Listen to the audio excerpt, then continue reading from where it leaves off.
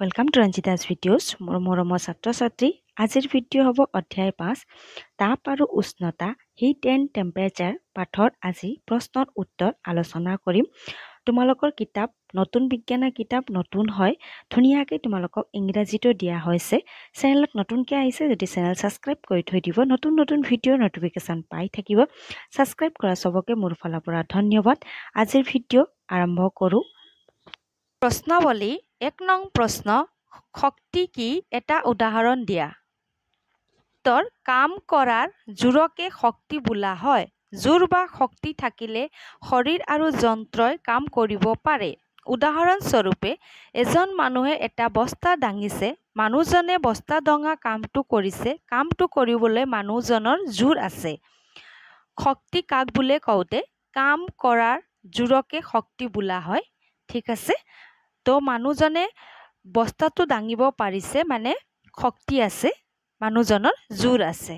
ঠিক আছে, এতিয়া আমি আলোচনা কৰোঁ 2 নং প্ৰশ্নৰ উত্তৰ। 2 নং প্ৰশ্ন সূৰ্যত জ্বলা গেছবিধৰ নাম লিখা। উত্তৰ সূৰ্যত জ্বলা গেছবিধৰ নাম হ'ল হাইড্ৰজেন। 3 নং প্ৰশ্ন পৃথিৱীৰ বাবে তাপৰ প্ৰধান উৎস কি। উত্তৰ পৃথিৱীৰ বাবে তাপৰ প্ৰধান উৎস হ'ল সূৰ্য। সূৰ্য মানে ছান ইংৰাজীত। ঠিক আছে। 4 নং প্ৰশ্ন তাপ কি লিখা। উত্তৰ তাপ এবিধ শক্তি। তাপে বহু কাম কৰিব পাৰে। তাপে বস্তুৰ পৰিৱৰ্তন ঘটায়। 5 নং প্ৰশ্ন তাপে বস্তুৰ পৰিৱৰ্তন ঘটায় দুটা উদাহৰণ দিয়া।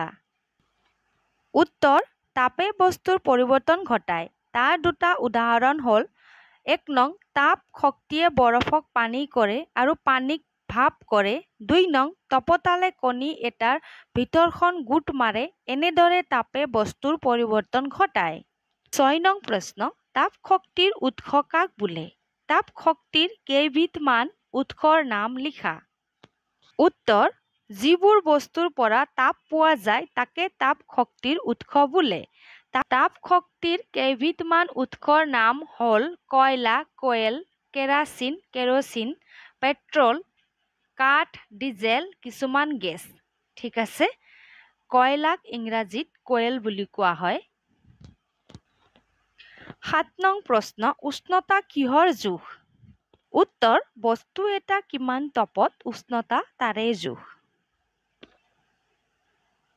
8 নং প্ৰশ্ন শুদ্ধটোৰ ওপৰত শুদ্ধ চিন দিবা।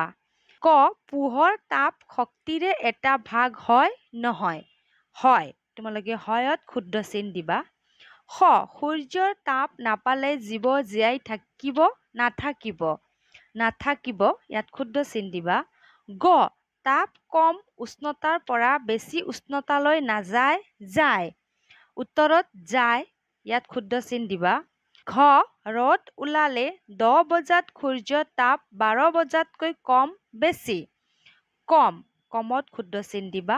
ঠিক আছে, মই তোমালোকক মাতিও শুনাইছোঁ, মই লিখিয়ে থৈছোঁ, মই দেখাই দিম। তোমালোকে উত্তৰ বহীত লিখোঁতে প্ৰথমতে প্ৰশ্ন লিখিবা, তাৰপিছত উত্তৰ লিখিবা। ঠিক আছে। ক উত্তৰ হয়, খৰ উত্তৰ নাথাকিব, গৰ উত্তৰ যায়, ঘৰ উত্তৰ কম। তোমালোকেও উত্তৰ বহীত লিখি থৈ দিবা, লগতে মুখস্থও কৰিবা। এতিয়া 9 নং প্ৰশ্নৰ উত্তৰ আলোচনা কৰোঁ। 9 নং প্ৰশ্ন চোৱা। মৰমৰ ছাত্ৰ ছাত্ৰী, তোমালোকক ভিডিঅ'ৰ আৰম্ভণিতে মই জনাইছিলোঁ কিতাপ নতুন হয় বুলি। 9 নং প্ৰশ্ন নতুন কিতাপত দিয়া হৈছে। পাঠটোত থকা ইংৰাজী প্ৰতিশব্দসমূহৰ এখন তালিকা প্ৰস্তুত কৰা। এতিয়া আমি এবাৰ পাঠ চাম। ঠিক আছে। তাপ আৰু উষ্ণতা নতুন কিতাপত ইংৰাজীতো দিয়া হৈছে হিট এণ্ড টেম্পাৰেচাৰ। শক্তি ইংৰাজীত এনাৰ্জি। তাপ ইংৰাজীত হিট। পোহৰ ইংৰাজীত লাইট। তাপ শক্তিৰ উৎস মানে চ'ৰ্চ। তাপ শক্তিৰ উৎস চ'ৰ্চ। চৌকাত খৰি মানে ফায়াৰউড। কয়লা মানে কোয়েল। লেম্প মানে লেম্পে। ষ্টভত মানে ষ্টভ।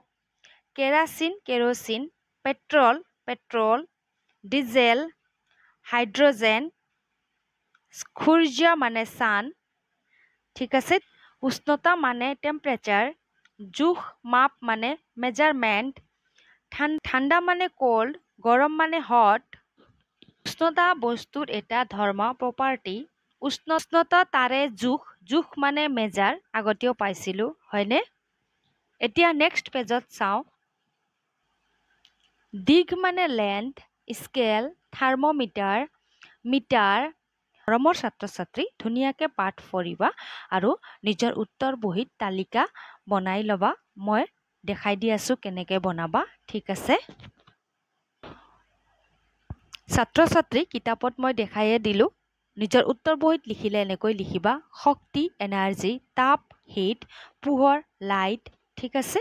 বাকীখিনি মই তোমালোকক মাতিয়ে শুনাইছোঁ। ধুনীয়াকৈ লিখিবা, লগতে মুখস্থ কৰিবা।